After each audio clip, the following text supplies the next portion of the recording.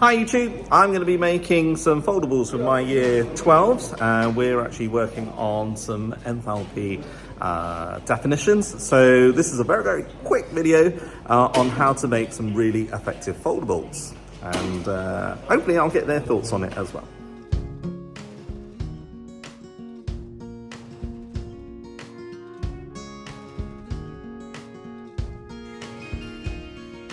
Okay, so what's going through your mind right now? Okay, we've got 5 definitions. I see that you've got 5 pieces of card. Kind of describe what you're going to be doing. Yes, I can. I'm going to stack these papers and just fold them so that I can put all my definitions in. Amazing. All right, okay, we're going to come back to you in a couple of moments and see how that develops. Okay, so you've got a nice alternative idea, proposition, go for it.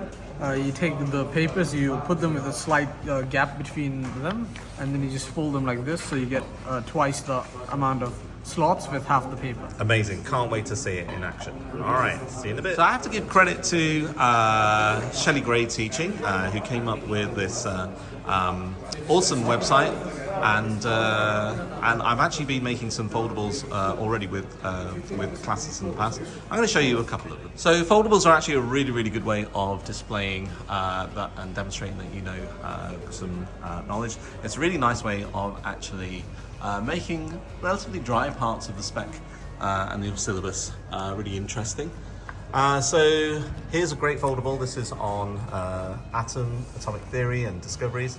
So you can actually see over here, for example, how the atom developed. This is actually something that you could, as a student, test yourself on. So you could think, right, well, what's the diagrams? What's the factual information you need in order to cover it? And there you go. So you've got some factual information there.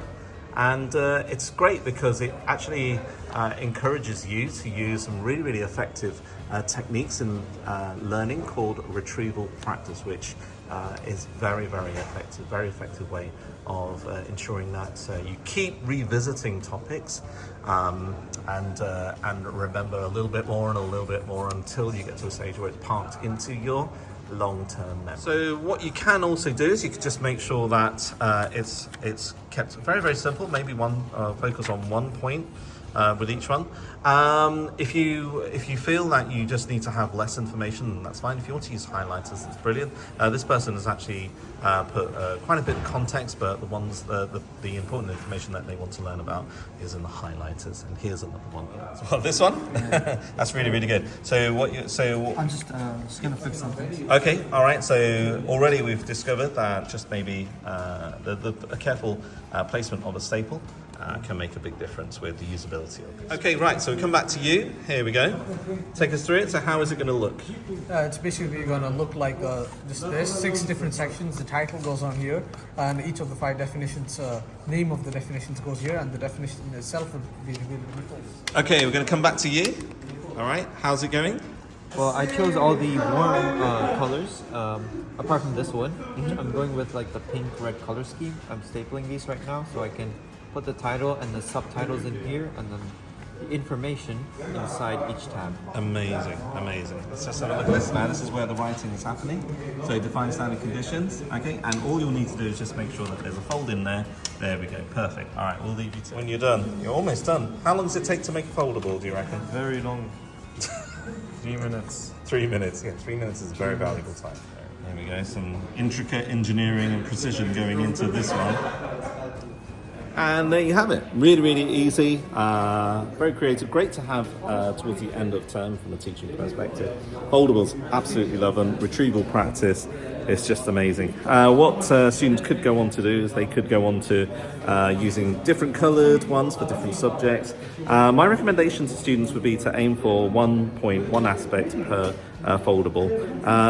Just use ordinary paper, scrap paper, so save all of that coloured paper. Card will obviously last a longer time. And when they're actually using it themselves, try and encourage students to say the answer out loud before checking the answer, and to space the revision out as well. So you know they can actually look at it one evening and then maybe space it out next evening, and then a week afterwards as well. So we kind of like work with that Leitner type of recall. Hope you enjoyed the video. Thanks very much for watching. Like and subscribe.